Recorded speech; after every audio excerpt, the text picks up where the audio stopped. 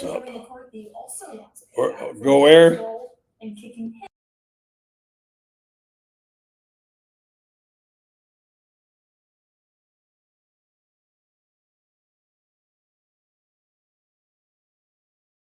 The microphone.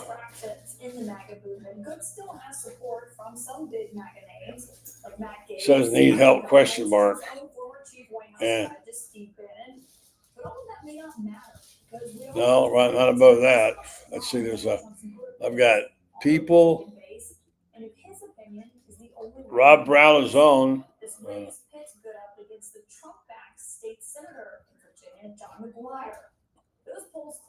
Okay, there's nothing down there. It just says notes and need help. Well, that's as low as it goes. And that's good. Yeah, that's as low as it goes. Mm-hmm. Okay.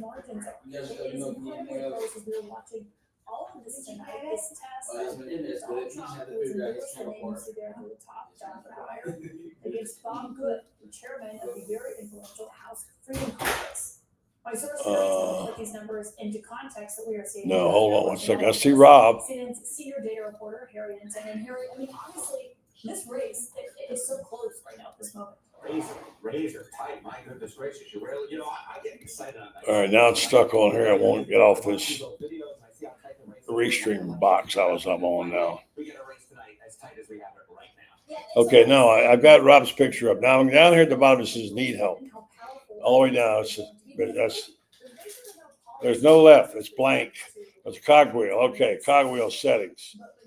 I'm on cogwheel, right?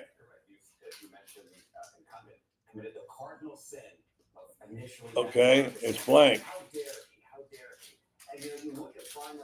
Yeah, it's blank. And Trump's endorsement has been as good as gold. Before tonight, only one candidate will be back. FaceTime camera, HD is all it says. Yeah. I looked at 2018. More Trump-endorsed candidates are. I don't know. I don't know.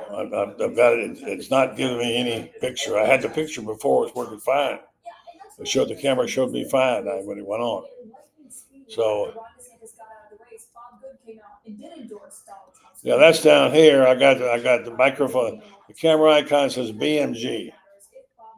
So that's the BMG. It says your initials on it. And the camera is on. The so far this year, incumbents have been winning all over the place. Look at this. Renominated 228. Just one has lost, and that was to a fellow incumbent. Oh no, it's just the cog, virtual background, shortcuts, video, etc. Some platforms might downgrade stream quality to HD. Which one? We'll have to wait and see. It won't let me go there. It won't. I've got it on full definition. It won't let me go. I don't know. Could be. Well, my picture's not up. So.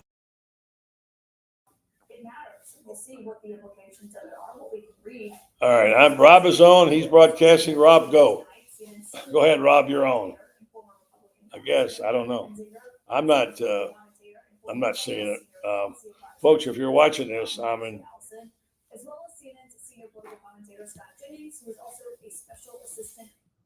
It's not that. It's the internet connection. I think is what it is. All right. Okay, I'm going to leave site. Yes.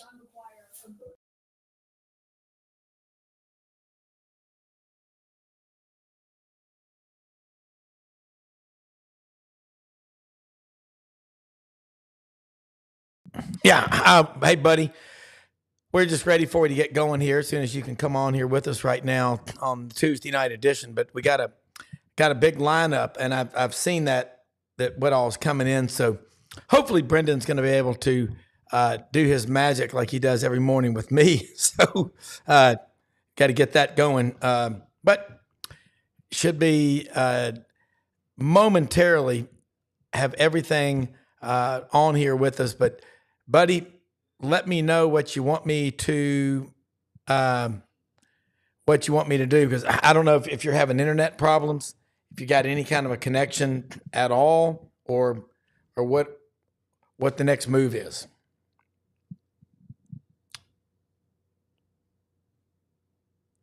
So,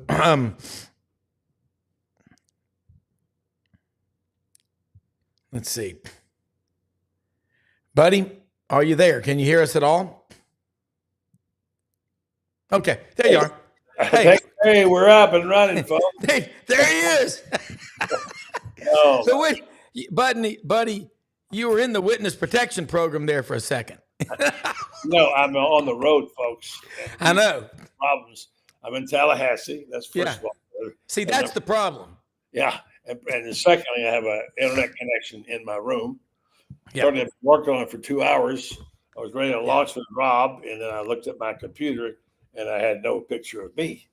Well, it's kind of hard to do the show when I'm not on it. Yeah. In fact, he's Rob Brown. I'm Buddy Martin. We're doing this together tonight.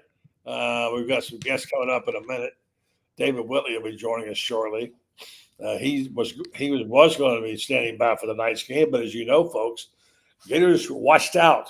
Kentucky and Florida will play at 11 a.m. Eastern tomorrow, which means I'll be here in my room in the Indigo Hotel here in Tallahassee. Beautiful hotel, love it. Watching on TV at 11 o'clock in the morning, eating my breakfast. So Rob is the host of course, SEC Sidelines, well known around here, and he joins us regularly. I thought he may have to host the show tonight, first of all. Then I got here and I thought, well, I'm going to be good. I worked out. I turned on my computer. Anyway, we're here. Glad to be with you. We got guests coming up. Thanks for being patient. All 50, 60 of you on there right now. We're getting there. Hey, this is to cover the highlights of the day. FSU won today. I think 9-5. Somebody help me out here. Yeah, let's get our notes coming here. And then our chat. And we'll get some information here from my buddies. All right, Perry Mason says, "Poor fellows, you're in Tallycrappy." Yeah, we are I am. He's not. He's at home. So Michael Burton, thank you very much for your sympathy. Appreciate it very much. I'm here. I checked in the hotel and I said I got to get upstairs and get my computer set up. I got an important podcast to do, and I say, "What is it about?" So, it's about sports, and I thought I better not say it's a Florida Gator podcast. Yeah. Then the Wi-Fi would be done. Yeah. So I said, "Well, yeah, I'm covering the World Series. FSU's in it. Yeah. Oh, yeah, and Florida. Oh, Florida made it in. Huh? That's what they said. Yeah, Florida made it in. So I guess you know the story now. I guess they had torrential downpour in Omaha and lots of water, and so I didn't know. I called Rob when I hit here and said, "Well, what's the deal? Is the game on or not?" And I found out Brendan told me it was washed out. So thanks to the brilliant producer, Brendan Martin, for getting it. Look here. We even got David Whitley. Look at this. There he goes. He's in Omaha. No, he's home. Okay. I'm in the home office, which we can call Omaha. That's right. Yes. Omaha. Yeah, that's made many. Let me go back and do this real fast. I'll do it backwards. I'm going to do this tonight. Let's see here. We normally come on the air and do this, and we do this. So folks will know what is going on out here. And this is called the Buddy Martin Show because David Whitley is not the host of it. And the guy who is behind this dumb guy right here. And here's our open to the show.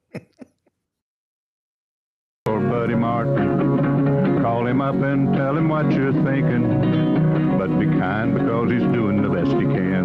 Better, stronger, faster.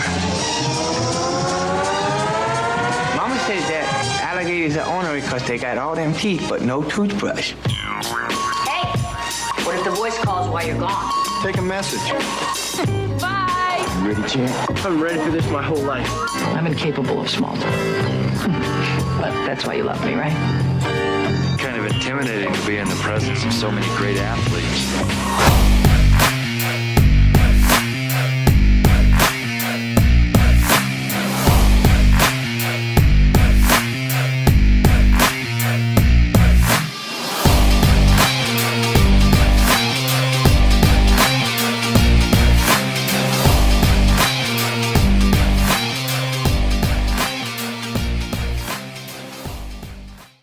Okay, officially we're on the air now. Finally, okay. And I want to see what that first 5 minutes with Rob was like before you got here. I'm on the air trying to figure out why my picture has gone away. We're on the air live. Rob is trying to do the show. Brendan is on my ear trying to. By the way, I got to say, Brendan is a genius. When it comes to all this stuff, if it breaks, you say, "Help! What do I do?" He always seems to know the answers. Is that right? Robbie's your producer. Yeah, I can tell you this. I've got a lot of pilot clients, and I always go back to what they say. I go, what if you're flying from Atlanta to Heathrow, halfway across the Atlantic, you lose an engine? I got 3 others. That's how I felt that first 5 minutes. I just didn't want to be stepping on your toes because it's your show. And I was like, well, it'll work out. And once I knew Brendan was on the phone, I was like, it's all going to work out. And then David Whitley popped up. Everything's good. And right. you. It was like Sully landing the airplane in the Hudson River, right? So there you go. Yeah. David, we got no football or baseball or basketball, but I got a story for you. And before we get into the other stuff, the unimportant stuff, I don't know how well you guys know each other, but I wanted to say this particular story got my interest today. And I know why, because this is if there's ever a David Whitley story, this would be it. Love this. Okay, now in between, when you have rain delays, if you ever cover a series, you have to have funny things to write about, sometimes off the wall. David, you had to write tonight. I got just a story for you. Ready? Yeah. I read this tweet. The UF concrete canoe team is ready to make waves at the ASC concrete canoe competition in Utah. Concrete canoe. See, I know you're hooked. You're a hook right there. It says, cheer on our Gators as they aim to add spring seeker, quote unquote, to our championship canoes in the pit. Check out their journey in the past. I'm thinking, I'm getting suckered in on this, Rob. This is one of those fake news deals. I'm thinking, I'm getting suckered in here. I said, let me just click on this thing. And sure enough, the University of Florida's concrete canoe team hopes to hang another championship canoe in their pit. The team of 12 students will compete this month at the American Society of Civil Engineers Student Engineering Championship at Brigham Young University of Provo. If they take home the title of their 2024 competition canoe, the Spring Seeker will be hung on the pit's ceiling of honor in the Wow Hall with 2 other UF champions. But you know that. Forevermore Glades and the Tom Petty theme, Free Floating. David, this has got you written all over this story. It's a real story. Concrete canoe competition, David. Hey. I will be calling them first thing in the morning to get some details. And so did I hear you say or that to get another championship? So is Florida like, I don't know, the Oklahoma softball Could be. of concrete canoeing? Did they win the bass fishing contest? I think that I have written about Yes, I did. I remember that column. Yes. Yeah, and because it has sort of fishing is certainly a sport. Canoeing, I guess. Hey, these days, I know. You see some stuff in the Olympics. Yeah. Concrete canoeing. David. Concrete canoeing. Yes. Yeah, it sounds like something they would put Jimmy Hoffa in. Yeah. Well, yeah. I will say this.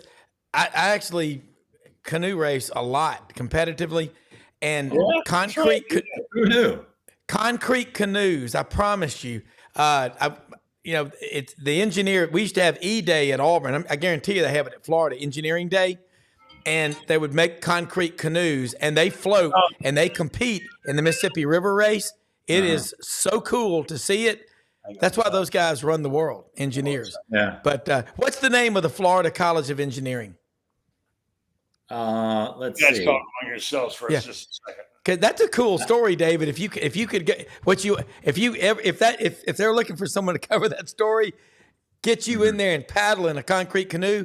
Because engineers, again, I'm not that smart, but it's the displacement in the water and it'll float. And we've seen them on the Mississippi River, and you're like laughing, going, "This is not real," and it's real. First time I saw them, I'm like, that thing floats. It's a pretty cool story. Yeah, I've got to check this out. The concrete can So float. I think, remember when Charles? I'm old enough that when Charles Perrault started that Yeah. road, On the road. my favorite show Loved on him. TV. Yeah. If ever was the guy built to do that, it's David Whitley. On the Yeah. road with all 50 in a camper. Mm-hmm. You have a cat or Yeah. a dog? I forget, David. I've got both. So Okay, well, but you got kids too, right? oh yeah, I got the whole I check all the boxes right now. And you Yeah. need to get on that road and go out to Norman, Oklahoma, Yeah. right? And then go to Austin, Texas, and just live out there for a week. Tell us about all the crazy little things that are going on there.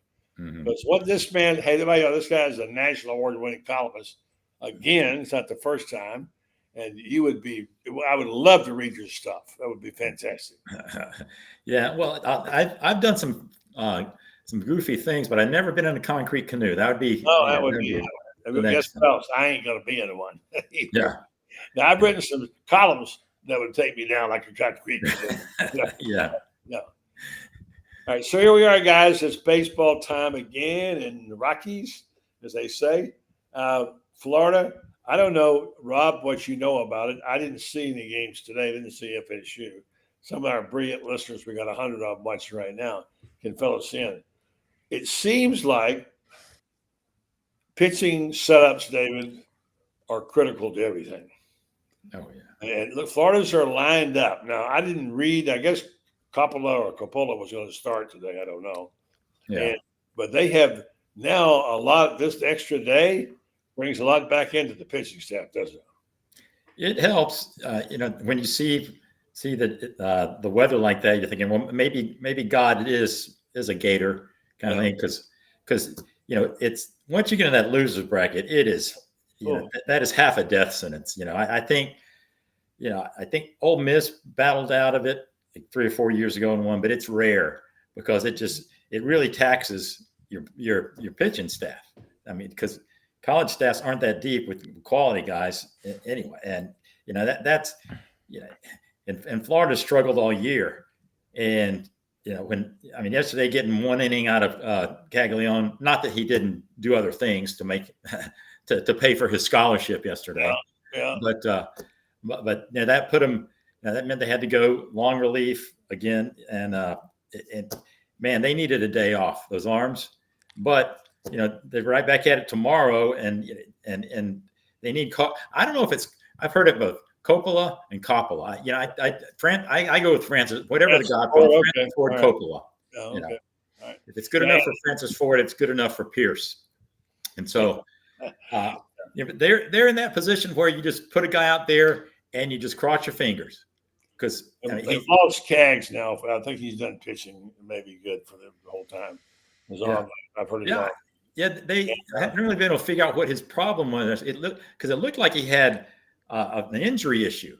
He's rubbing his elbow, but I haven't really found out. Maybe if that was a problem, because if they go much farther, they're going to need get him back on the mound. They just don't have any other bodies to go out there, if not just to try.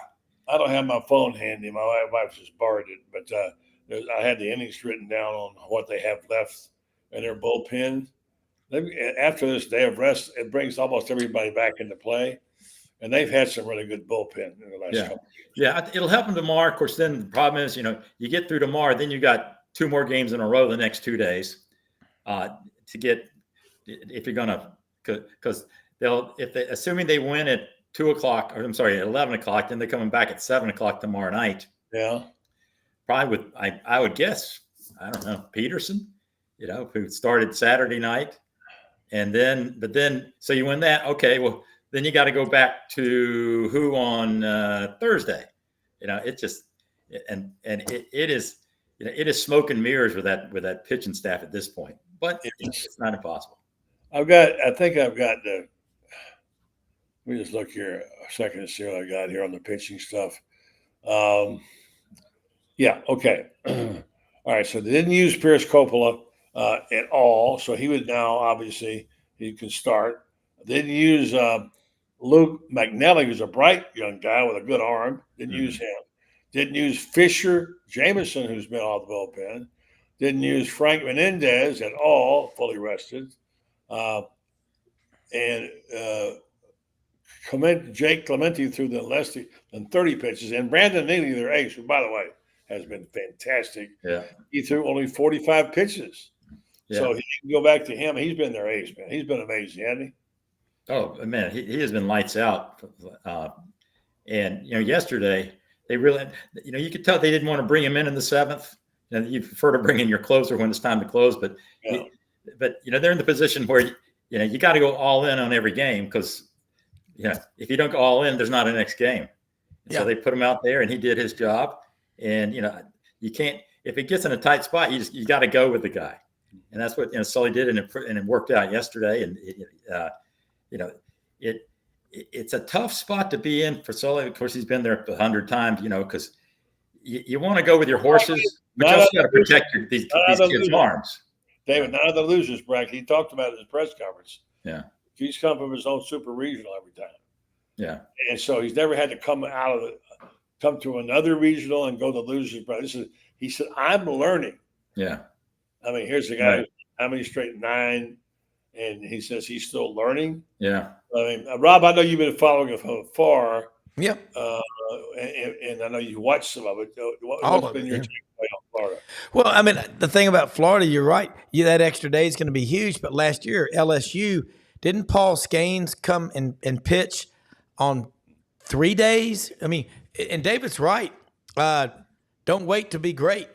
We got to have you now. This may be Caglione, he's going around as they talk about. Fran said it on the show yesterday. This could be the next game he plays could be the last time he ever wears that Florida jersey, and that is very personal to him.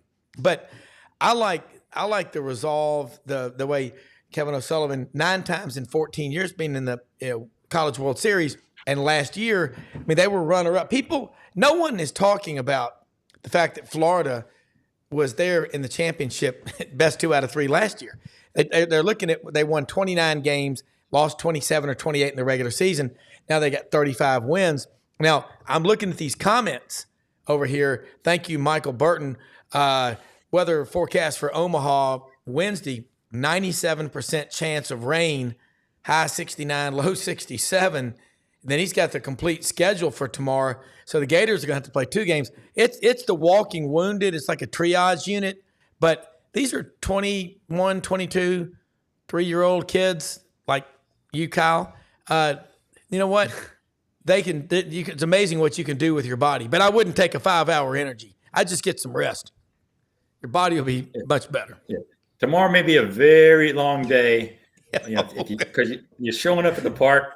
Look at their 8 a.m. Omaha time. Yeah. And they may get in that first game. Then it could be a iffy thing. And then it's scheduled for 6 o'clock. So who knows? It may not, like Saturday night. You're ready to watch at 7 o'clock. Nope. Delay. Says we're starting at 10:15. So, in theory, it could be the same kind of thing tomorrow where they could be leaving about the time Wednesday morning or Thursday morning where they show up Wednesday morning and then come back and play. Yeah.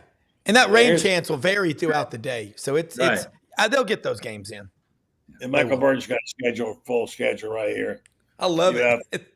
10. I got 11. 11 o'clock. So I got Central time. Yeah. Okay. 11 o'clock Eastern. Followed by the 11 FSU or North Carolina. Well, FSU beat North Carolina. Yeah. It'd be them. Yeah, it's Tennessee, FSU, and they're down to the final 2 over there. Right, and then the Texas A&M, UK, or Florida would be at what time? Game 12. It was 7 Eastern tomorrow night. Okay, yeah. Kyle, how you doing, buddy? Just jump on in here. David, I hope you can stay around for a minute. If you got to go, I understand. But I always want to hang out and see what Kyle has to say. All right, my favorite guys. How are we doing? Mm-hmm. Good. Congratulations. You already walked the plank, didn't you? Walked the plank, man. Uh-huh. I'm a slave, man. I'm a slave for the rest of the life. I have a problem. Sometimes her son calls. If he gets him on there, he's a Seminole. I mean, I'm sorry. He is. Yes. And then he's the sheriff of Bay County. Oh. Yeah. How can I answer the call from the sheriff? So I have to answer. I gave her the phone. She took the phone. I'm sitting there trying to remember what my notes were. but it's okay, honey. Okay, it's okay. All right. So yeah, so Kyle. Yes. Kyle's covered baseball a lot, quite a bit in the last couple of years. I know you're sitting home just thrilled to death about this whole thing. You knew some of these guys, some of your buddies are already gone. Talk about this baseball team, Kyle, what you've seen. Yeah, like you said, I was there last year. I was kind of able to experience the whole LSU, Paul Skeens, that whole situation. And, I see a lot of very similar, trends. And especially, leading up to that moment last year in the championship series, we hit super well. But, in that LSU series, I forget the name of the pitcher, but I think he had 17 strikeouts. And, through the first two games here, 3 games here, our 1, 3, and 4 hitters are 0 for 22 with 14 strikeouts. So, I mean, if you want to be able to win three straight games, you're going to need some more help for Cags in the lineup, hitting wise. And then I also think that, with Coppola and all these other guys who aren't getting, maybe these midweek starts during the regular season, you're going to have to go out there and throw maybe more than you would expect on a, normal weekday game where, you're not throwing all your arms. So I think the last time Coppola pitched against Kentucky, he went 2 innings. I think O'Sullivan would be super happy if he went even 3 or 4. Just get into Fisher Jamison. And then Brandon McNeely, he might be one of the best closers left in the tournament right now. He's been doing unbelievable, Kyle. Yeah, just feeding off the crowd. You can tell that he plays with emotion. In here, Willie Mays died at 93. Willie Mays.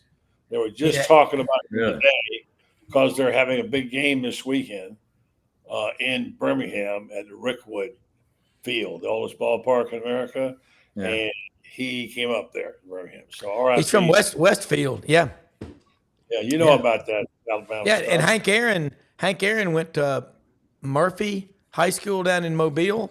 I mean, Willie wasn't but 93. I mean, but that David, did you not grow up when every time you caught a fly ball going back? I mean, Willie Mays.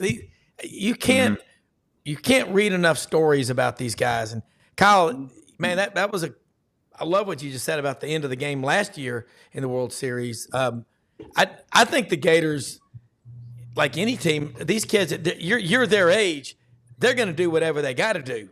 I mean, this could be it. But tomorrow is going to be the toughest day they probably had all year. They could play as many as 2 games. I mean, the talent's there. I mean, people forget, they think about the regular season in 28, 27. I mean, a lot of those games were still kept close. They were the number 2 team ranked preseason. And a lot of these guys were a part of that team last year. And, being in Omaha, it's probably one of the biggest stadiums that they played in all year. So, already being there and kind of what happened with the Boston Celtics. Like, they already been to the finals. They already know what it was like. They lost. And, being able to have those veteran people in the dugout can go a long way. And I think that's kind of what you're seeing. And, I think a lot of people aren't surprised inside that dugout. But, as you can tell, a lot of people around the country are definitely surprised that Florida's made it this far. Yeah. Here's the story in the AP. Willie Mays, the greatest giant of all and one of the greatest baseball players ever, died Tuesday at the age of 93. The thoughts of many around baseball were on Mays this week with Thursday's MLB at Rickwood Field. I just talked about a game in Birmingham between the Giants and Cardinals. Soon to be a celebration of Mays' career, which began with the Birmingham Black Barons of the Negro Leagues in general. And, of course, all baseball is morning.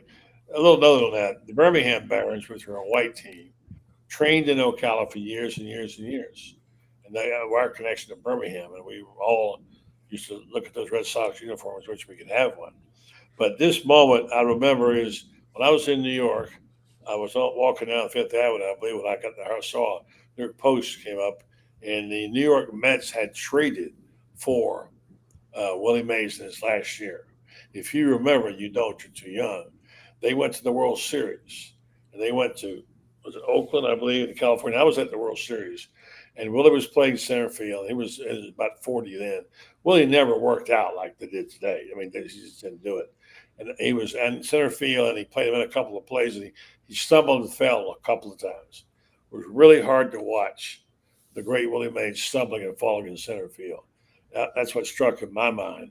So yeah, I mean, he was a complex guy. Everybody who knew him loved him, but if you didn't know him, he wouldn't give you the time of day. He wouldn't sign an autograph. Doesn't make him a bad person. That's just how it was. Mhm. But boy, what a great player! And it's funny, just this past week, David, the catch was made by the kid from Clemson. Yeah. Was reminiscent. People talk about a Willie Mays type catch over his head, but as we talked about, David, in some ways, the kid from what was his name? From Camarella. I don't know. Camarella, I think. Yeah. Cam Camarella. Yeah. He was playing in too far. Ball was hit over his head. He turned around, back to the ball, had to circle back around, and then made the catch at the wall and caught it on the heel of his glove. It was one of the greatest catches I've ever seen. Really, it was Willie Mays' desk, and it might have been better than anything Willie did. But Willie's name was just invoked. That shows you how important. Every time a guy makes a catch like that, you think back to something that happened now. When he caught off Vic Wirtz, what was that, 70 years ago now? But Willie Mays. He trademarked that move. Yeah. I can't get over some of the performances of this World Series. And I'm saying to myself, I'm hooked on college baseball like I've never been before.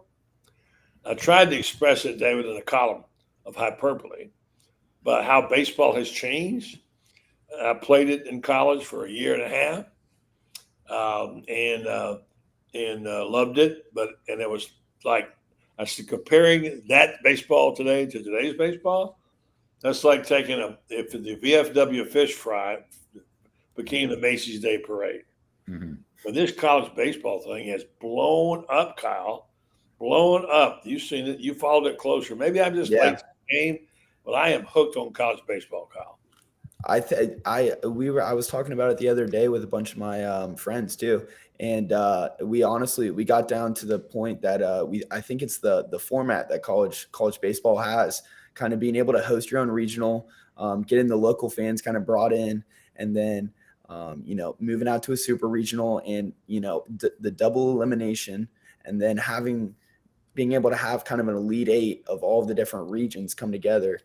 I think that is the best format out of all of the, playoffs across all the different college sports, maybe outside of the tournament. But yeah, no, I think that the NCAA probably did something right there. And, Omaha, and being able to have these, people that are in college baseball like Caglione or Paul Skeens that are able to, reach to different crowds that maybe throughout college that aren't just baseball, definitely adds to the attraction of it. And, I think having, I know all my friends are excited tomorrow that we got baseball starting at 11 a.m. So it's going to be fun.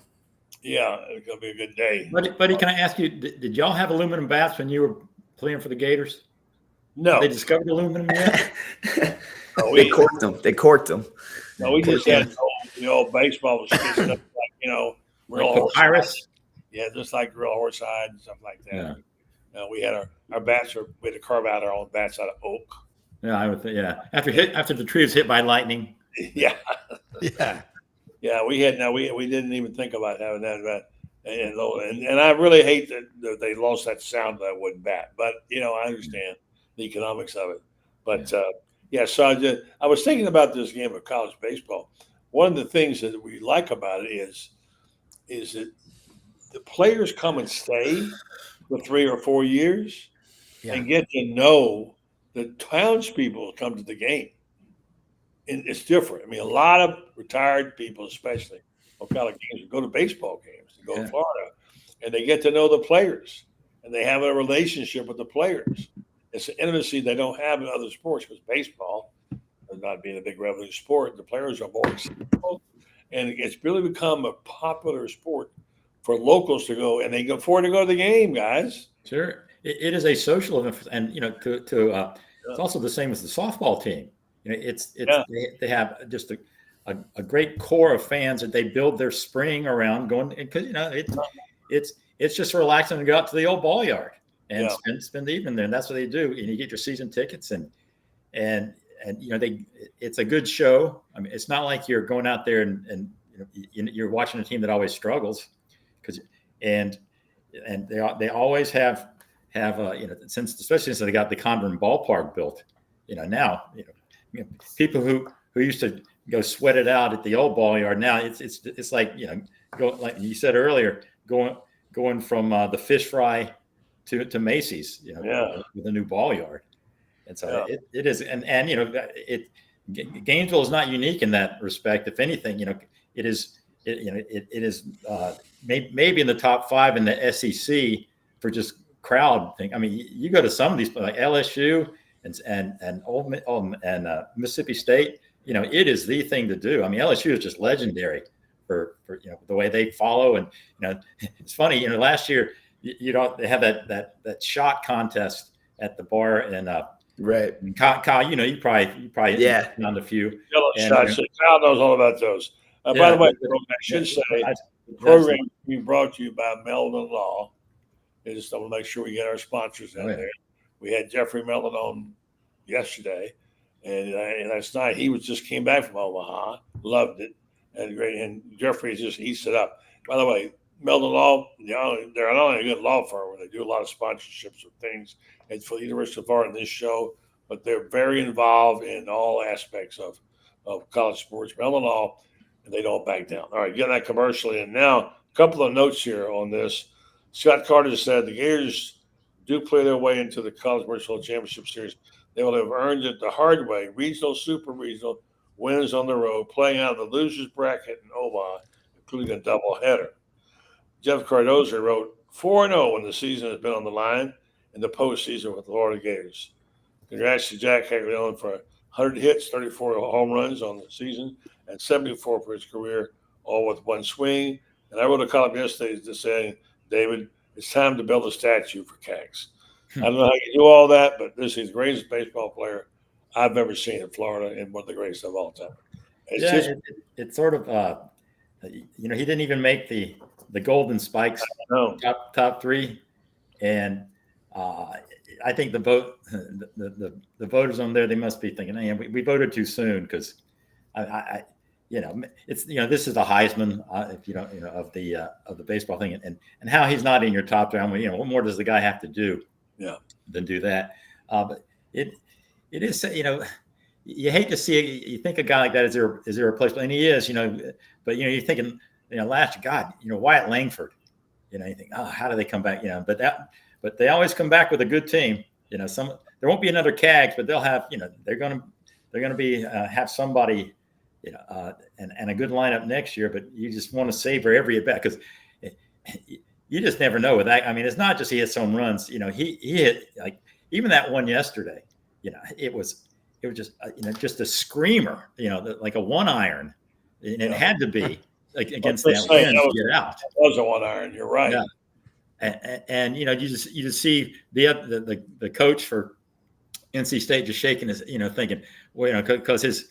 Their starter made Cags look bad, in the first at bat because he's a big old lefty, and he said, well, we can just get past him one more time, and to boom, and the guy just said, what have I done?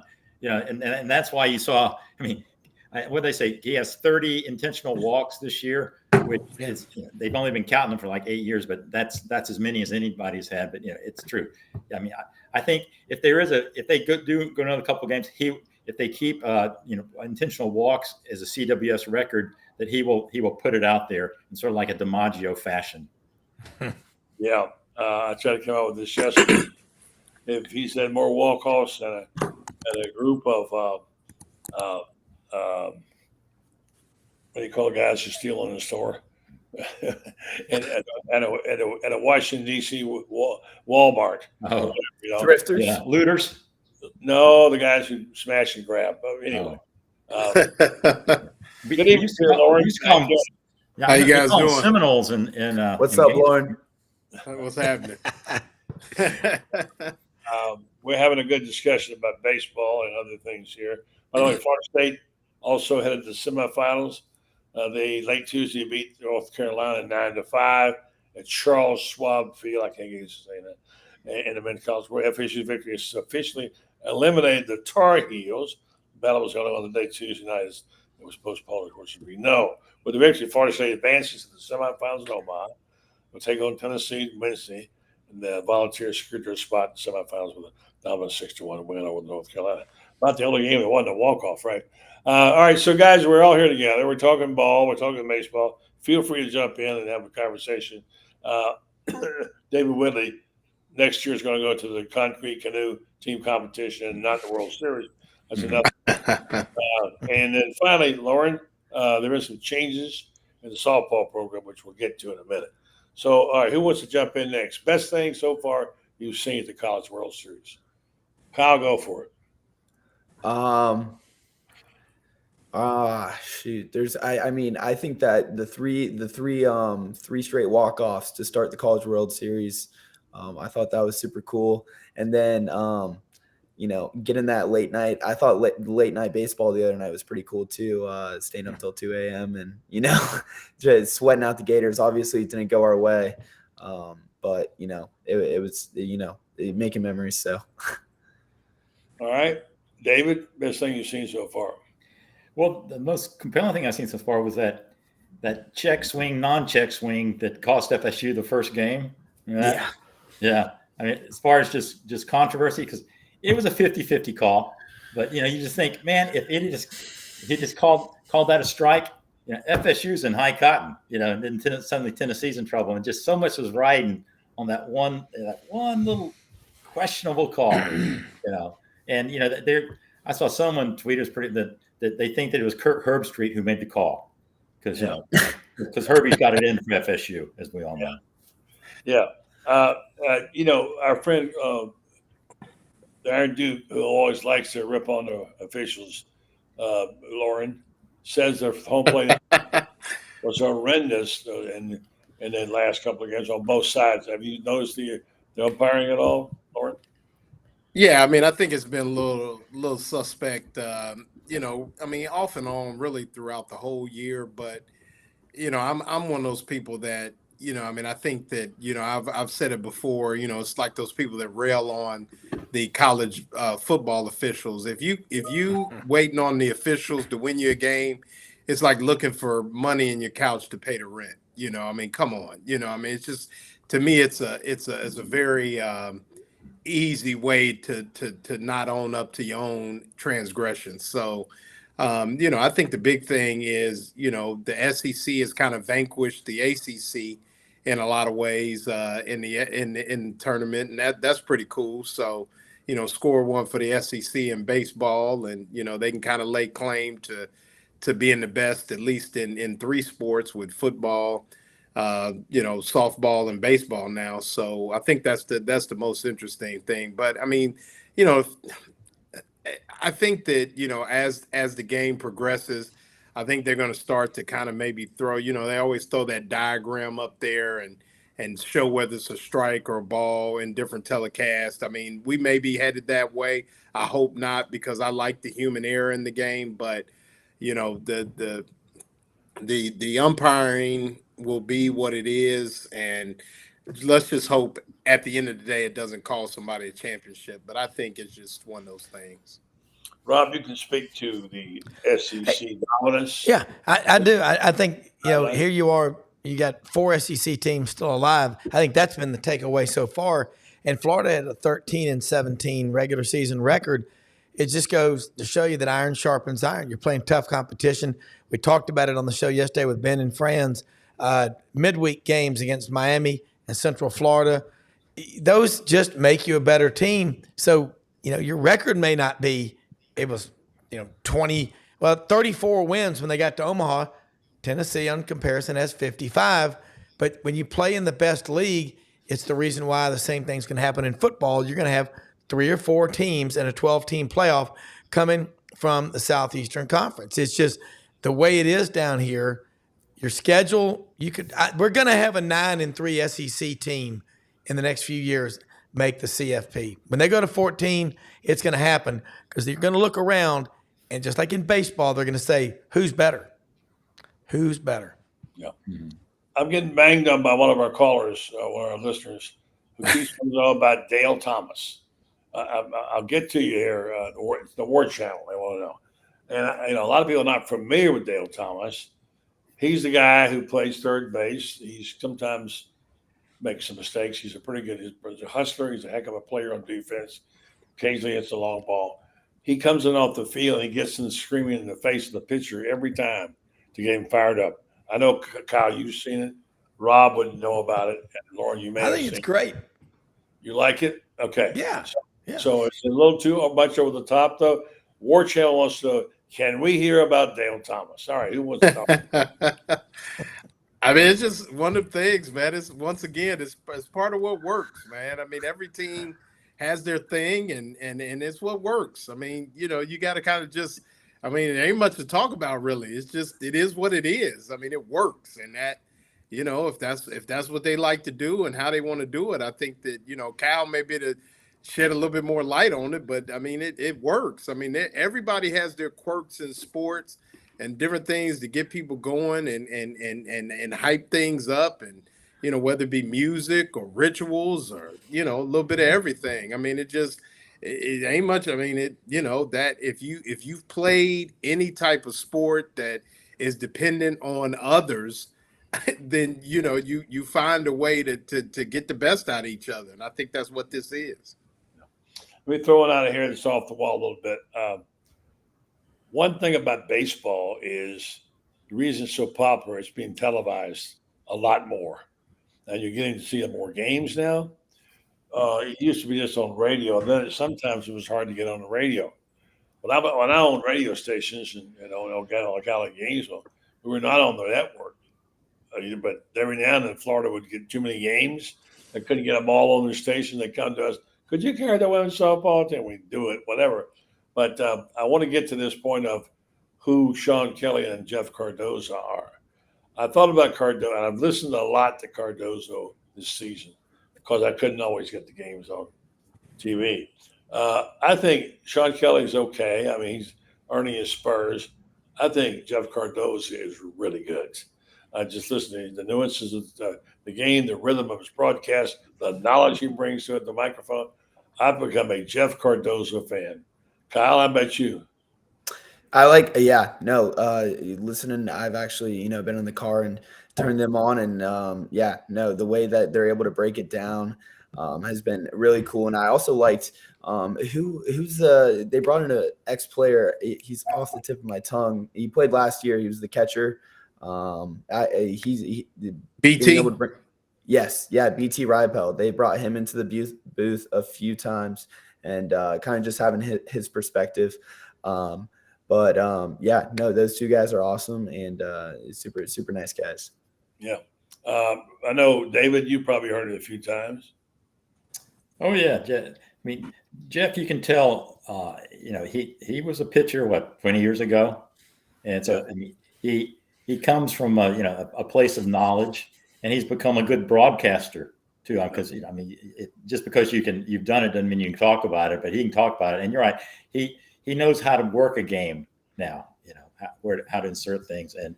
And he's the kind of guy that you thought, if he had an ambition, it was ambitious enough, he could probably, start minor league and work his way up. But I think he's happy here. He just loves going out to Convent Park and, 40 times a year and doing it. And he handles it very well. I mean, when you sit there, a lot of times you think, God, I wish I could see what they're talking about, because I wish I could see it on TV. But Jeff has a way of putting you there, and not a lot of that's a knack, that's a talent. Yeah, you're right. He does. I've enjoyed it. I've always loved baseball on the radio because David, we get back long enough to rob you a little bit. Remember when radio was married to baseball, and that was something you listened to when you were a kid.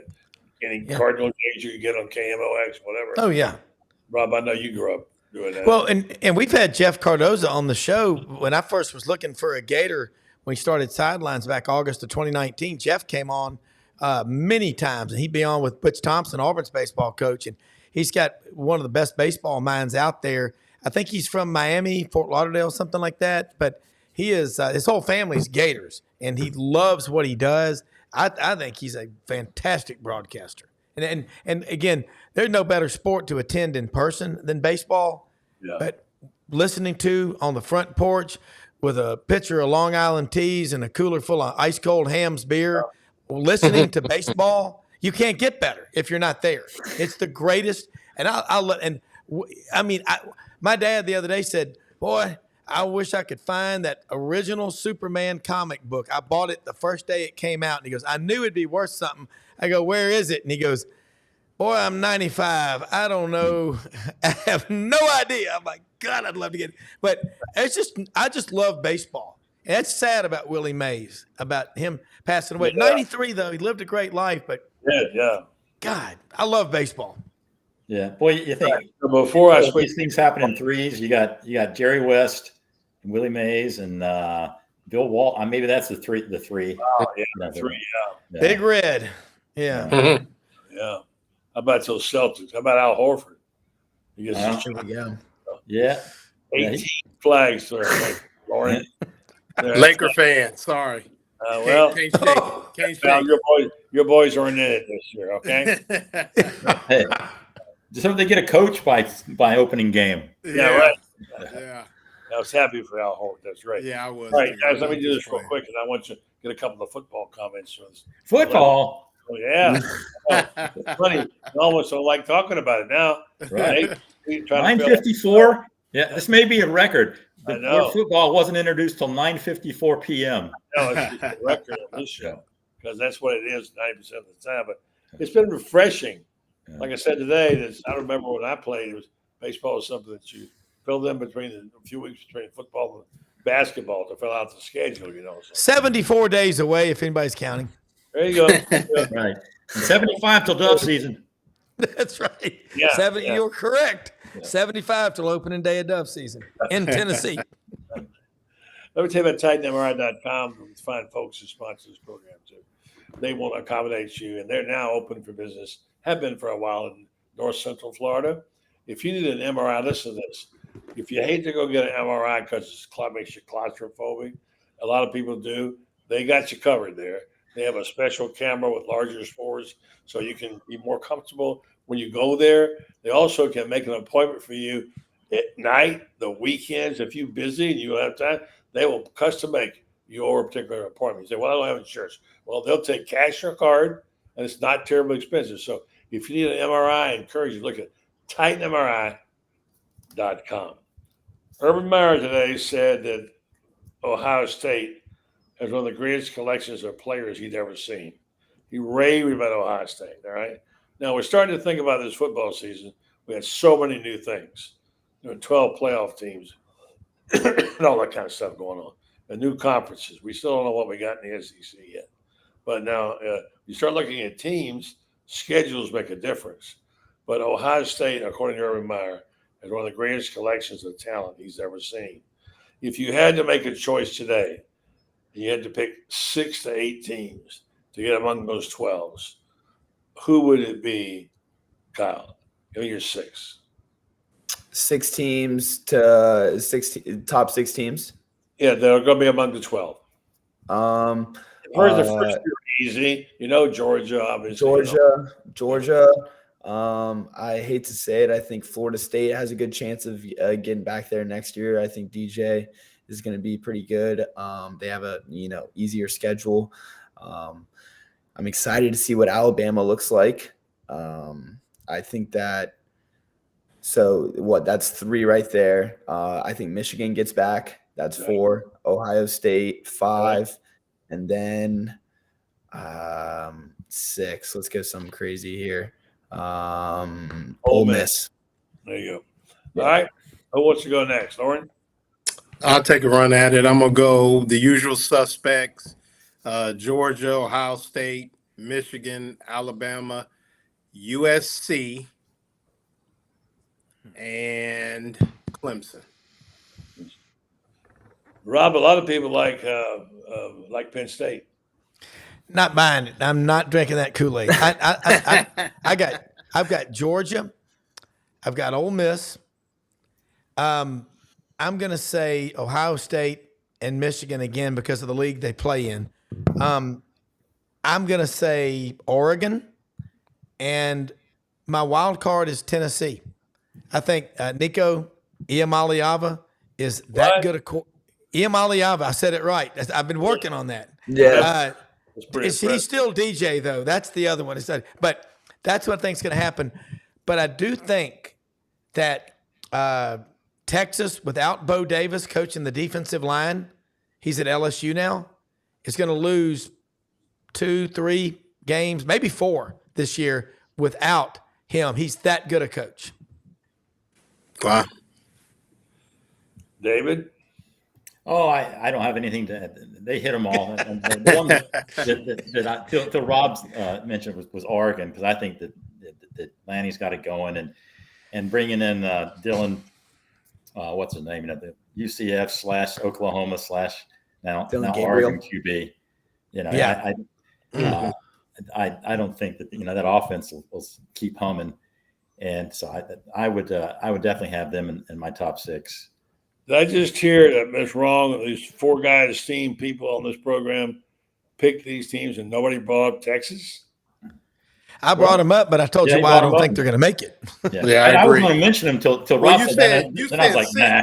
You said 6 of the 12. I think there'll be one of the 12. But you said 6 that we're thinking of. Yeah. So yeah. I think Texas Then you got to throw in one wild card. Yeah. Who's that? Yeah. Mine was Ole Miss, but or I guess Florida State. I think the winner of USC LSU makes the playoff.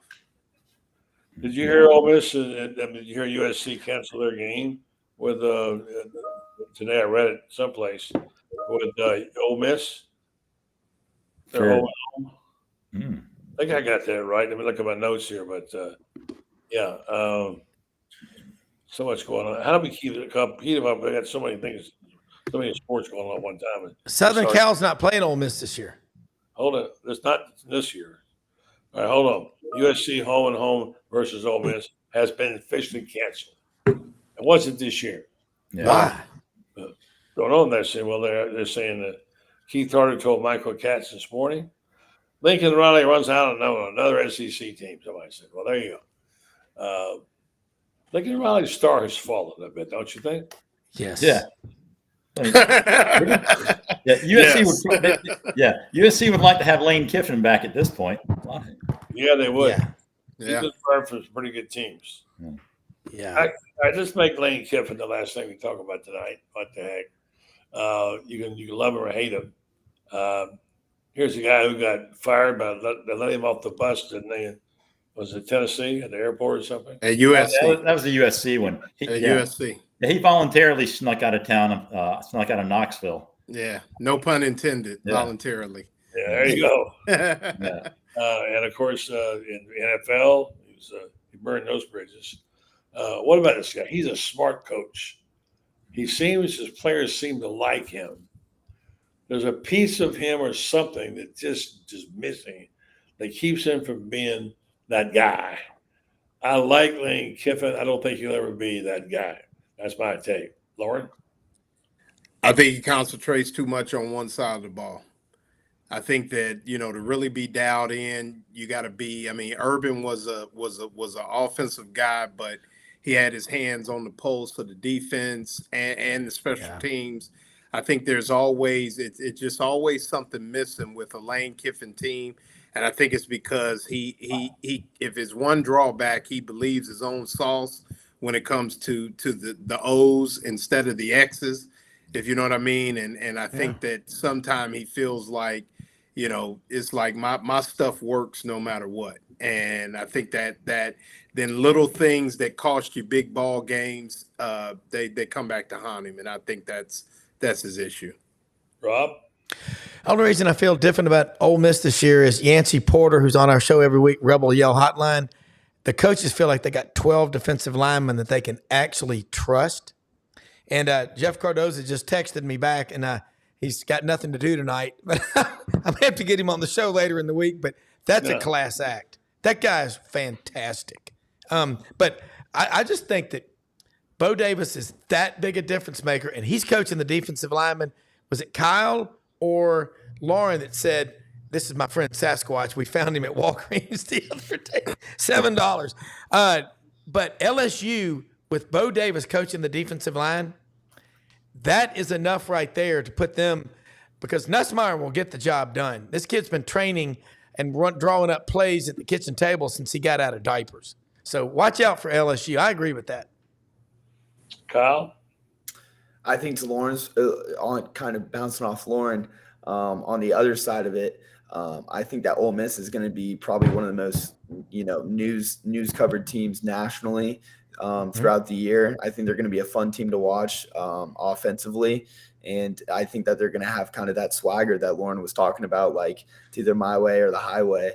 And, I think that will get them into the playoffs. Not saying that they're going to win it, but with 12 teams, I could see them, doing very well in the SEC. They have a very good roster. They got a lot of people returning.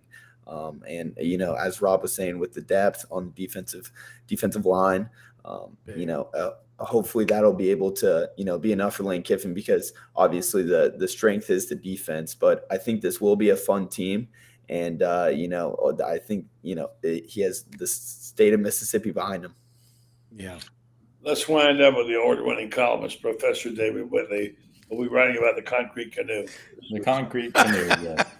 Yes, and Lane Kiffin was in something of a concrete canoe his career, but he took, he ended up, he was washed ashore at FAU, and he, give him this, he was a brat coming out. He was his reputation was forged early with being such a just the Eddie Haskell type that nobody liked him at Tennessee, and then USC it blew up in his face. And I think it humbled him, and he went to the Saban Reformation School and got his mind right. He is solid.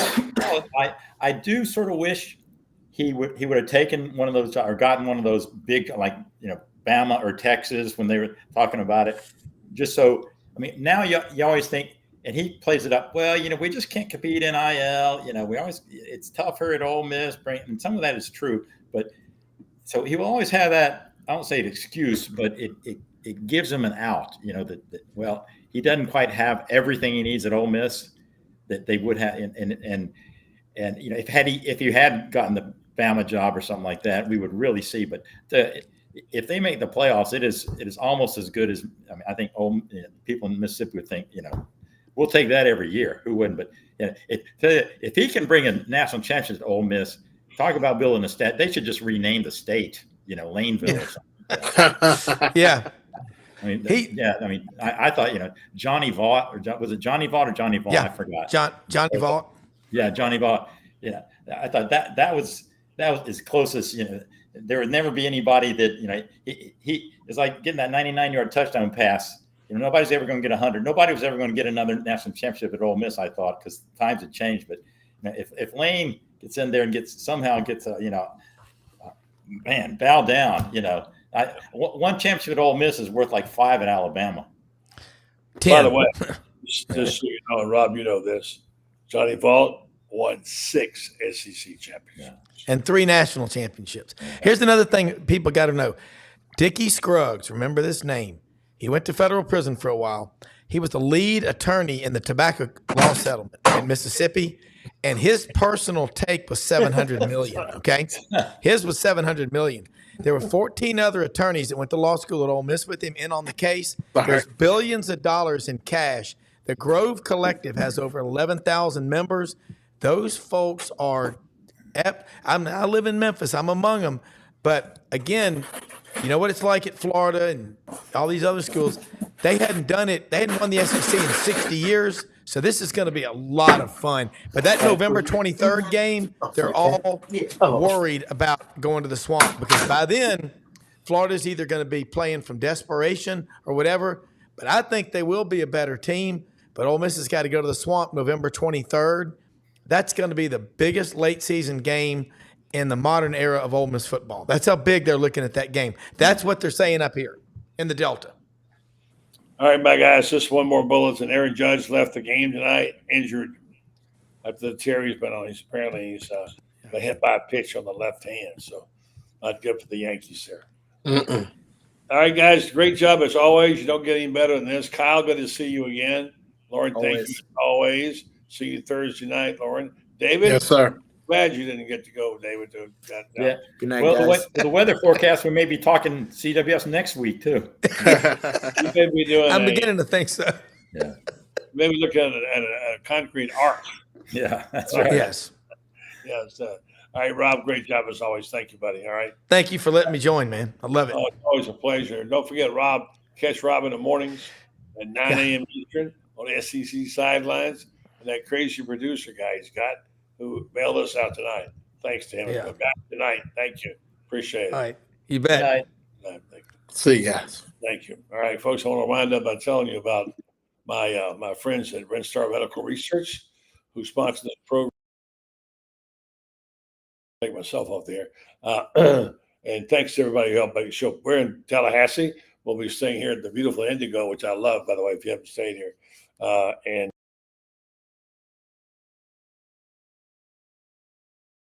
anyway, so yeah, we watched the game tomorrow. So the folks at Renstar who've been so good about our community, they're emphasizing clinical trials.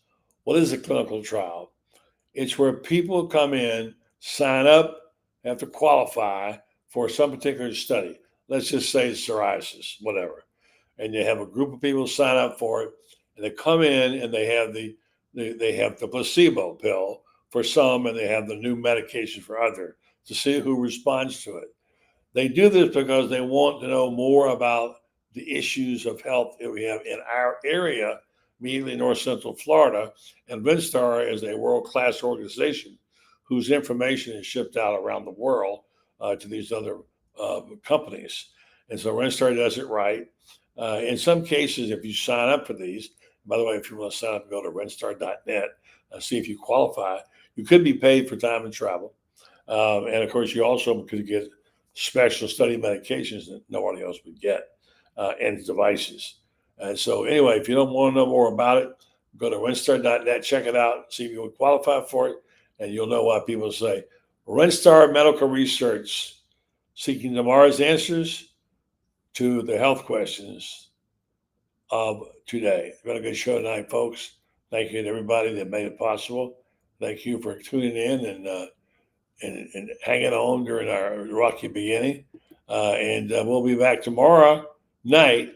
We'll be in our North Central, honey. We'll be home tomorrow. We'll be in Panama City tomorrow, doing our thing, and we'll have a show tomorrow night talking about those two games. Will Florida be among them? Well, that's going to be interesting. It sure has been fun. Folks, from Tallahassee, good night. Talk to you tomorrow.